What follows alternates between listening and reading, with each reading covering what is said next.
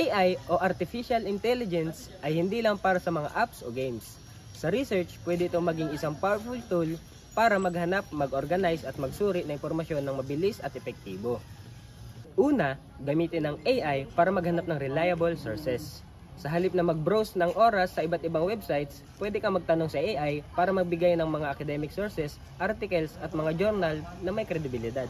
Pangalawa, gamitin ang AI sa pag-summarize ng mahahabang articles o research papers kung puno ng technical terms at mahirap basahin ng iyong source.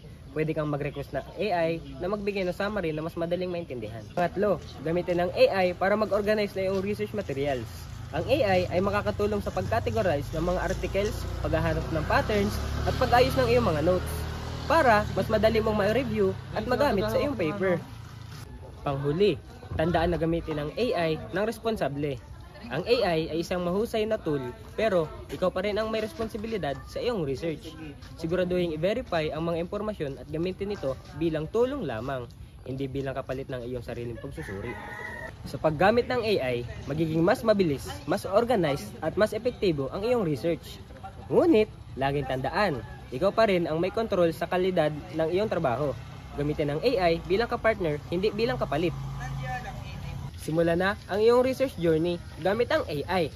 Mag-subscribe para sa iba pang helpful tips at responsible AI usage.